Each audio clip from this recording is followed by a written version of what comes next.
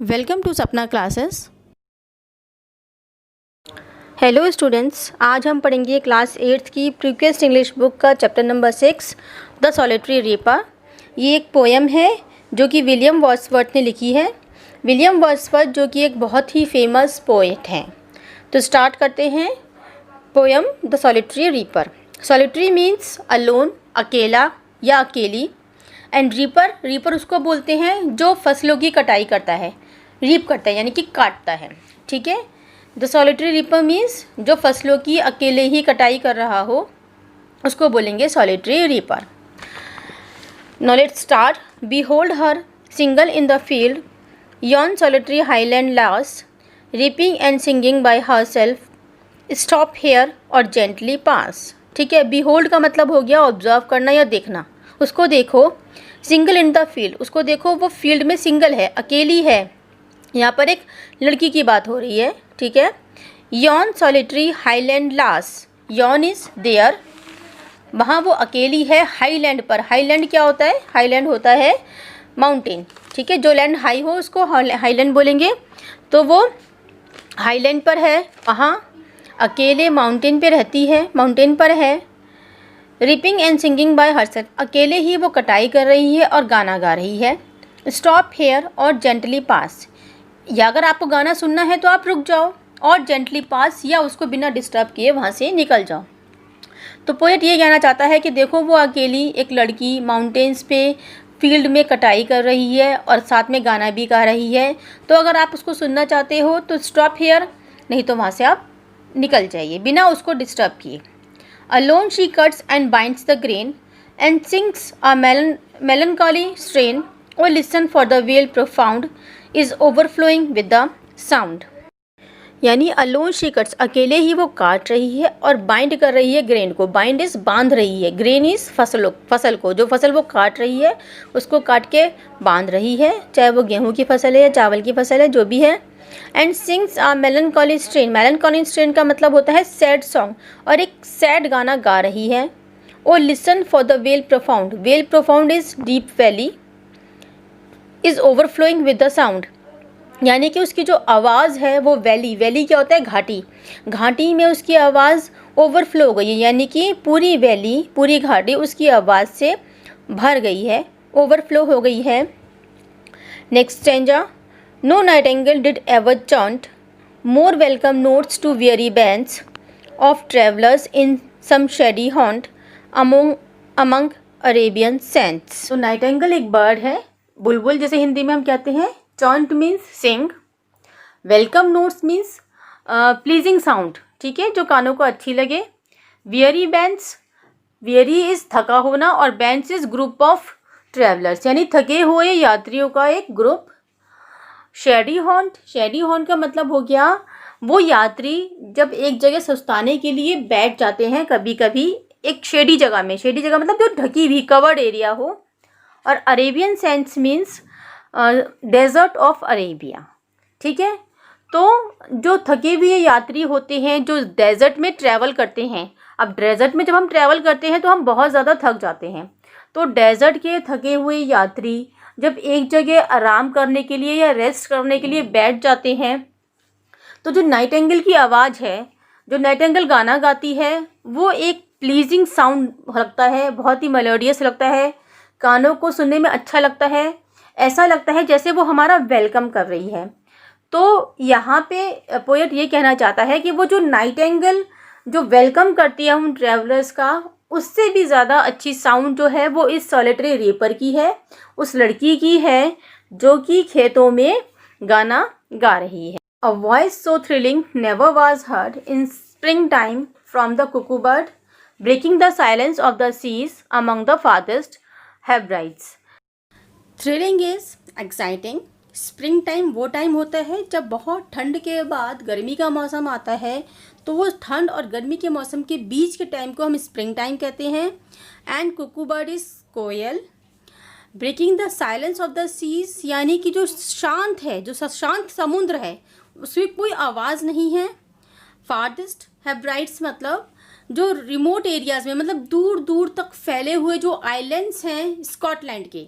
Islands मतलब टापू, द्वीप जिसे बोलते हैं हम, ज़मीन का एक टुकड़ा समुद्र के अंदर, उसे बोलते हैं हम आइलैंड्स। तो ग्रुप ऑफ आइलैंड्स जो बहुत दूर तक फैले हुए हैं स्कॉटलैंड में, उसे हम फार्देस्ट हेब्राइड्स। तो इस आइलैंड में जो शांत आइलैंड है उसमें स्प्रिंग टाइम जब आता है तो कुकू बर्ड की जो आवाज़ होती है वो इतनी ज़्यादा थ्रिलिंग होती है, इतनी ज़्यादा एक्साइटिंग होती है कि वो उस साइलेंस को भी ब्रेक करती है। ठीक है, तो लेकिन पोएट का कहना ये है कि उस एक्साइटिंग आवाज़ जो है कुकू बर्ड की, उससे भी ज़्यादा अच्छी आवाज़ जो है वो इस सॉलिटरी रीपर की है। तो इस स्टैंजा में जो पोएट है उसने दो बर्ड्स से जो लड़की है उसको, उसकी आवाज़ को कंपेयर किया है और ये कहा है कि उस लड़की की आवाज़ उन दोनों बर्ड्स से ज़्यादा अच्छी है, ज़्यादा सुरीली है या ज़्यादा प्लीजिंग है। No one tell me what she sings, perhaps the plaintive numbers flow, for old unhappy far off things and battles long ago. तो यहाँ प्लेंटिव नंबर्स का मतलब है सैड म्यूज़िक। तो राइटर इसमें ये कह रहा है कि वो क्या गा रही है पता नहीं किसी को, क्योंकि उसकी लैंग्वेज जो है वो किसी को पता नहीं है। ठीक है, परहैप्स शायद वो एक सैड म्यूज़िक ही गा रही है, क्योंकि उसका जो म्यूज़िक है उन्हें सैड लग रहा है, तो इसलिए वो कह रहे हैं कि शायद वो सैड म्यूज़िक ही गा रही है। For old unhappy far off things means कुछ ऐसी बातों को याद करके जो उसके संग कभी कुछ बुरा हुआ हो, अनहैप्पी हुआ हो, कुछ पुरानी बुरी यादों को याद करके वो गाना गा रही है। एंड बैटल्स लॉन्ग एगो, या कोई घटनाएं ऐसी हुई हों उसके साथ में, तो उन सबको याद करके वो एक सैड गाना गा रही है। और is it some more humbly familiar matters of today, some natural sorrow loss और pain that have been and may be again. या हो सकता है, हम्बलली मीन्स ऑर्डनरी सॉन्ग, या हो सकता है एक ऑर्डनरी सॉन्ग ही हो, वो परेशान हो अपने डे टू डे डेली के familiar matters means day to day जो हमारी परेशानियां होती हैं रोज़मर्रा की ज़िंदगी में, जो दुख होते हैं, जैसे सब परेशान होते ही हैं रोज़मर्रा की ज़िंदगी में, कुछ ना कुछ परेशानियां सबके साथ लगी ही रहती हैं, तो हो सकता है वो उनकी वजह से वो सैड सॉन्ग गा रही हो। सम नेचुरल सॉरो लॉस और पेन, कोई नेचुरल दुख जो लोगों को रहता है, कोई लॉस हुआ हो या कोई दुख दर्द जो उसकी लाइफ में हो, दैट हैज़ बीन और मे बी अगेन, शायद वो उसके साथ घटित हो रहा हो कुछ ऐसा जिसकी वजह से वो सैड सॉन्ग गा रही है। Whatever the theme the maiden song, as if her song could have no ending, I saw her singing at her work and over the sickle bending. यानी कि पोएट इसमें कहता है कि जो भी थीम है उस गाने का, थीम इज़ टॉपिक है उस गाने का, the maiden sang, maiden is वो young girl, maiden means young girl, तो वो जो भी थीम गा रही है, लेकिन वो गा इस तरह से रही है जैसे कि ये कभी ख़त्म ही नहीं होगा। वो अपना काम किए जा रही है और गाना गाए जा रही है। And over the sickle bending, जैसे, और वो क्रॉप्स काटे जा रही है, किससे काट रही है, सिकल से काट रही है। सिकल क्या होता है, सिकल एक टूल होता है जो कि क्रॉप्स कटिंग के लिए यूज़ होता है, हिंदी में हम बोलेंगे उसको दराती। पीछे एक लकड़ी का हैंडल होता है और आगे से वो हाफ सेमी सर्कल टाइप में बनी होती है, तो उसको हम बोलते हैं sickle. I listened motionless and still and as I mounted up the hill, the music in my heart I bore, long after it was heard no more.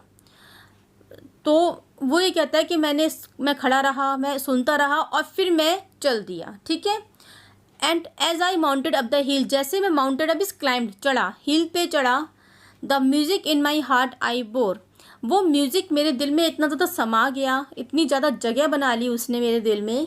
Long after it was heard no more, यानी कि जब वो मुझे सुनाई भी नहीं दे रहा था, जब मैं इतना आगे निकल गया था कि वो जो आवाज़ है मेरे कानों में आ भी नहीं रही थी, तब भी वो मेरे दिल में गाना बज रहा था। यानी कि वो मेरे दिल को इतना छू गया था, इतना मेरे अंदर इतना समा गया था वो गाना, इतना वो प्लीजिंग, इतना मेलोडियस था, इतना ब्यूटीफुल था कि मैं काफ़ी समय तक उस गाने को, मेरे जहन में वो गाना काफ़ी समय तक रहा, या मैं उस गाने को काफ़ी समय तक याद करता रहा।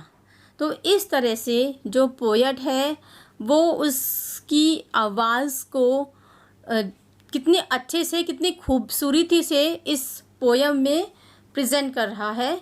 और उसने उसकी आवाज़ को नाइटिंगेल से कंपेयर किया, कुकू बर्ड से कंपेयर किया। तो ये था इस पोयम का मीनिंग। मैंने आपको सारे वर्ड्स के हिंदी मीनिंग बताए हैं। फिर भी अगर आपको कुछ ऐसा लगता है जो आपको समझ में ना आया हो तो आप मुझसे कमेंट करके पूछ सकते हैं। Thank you.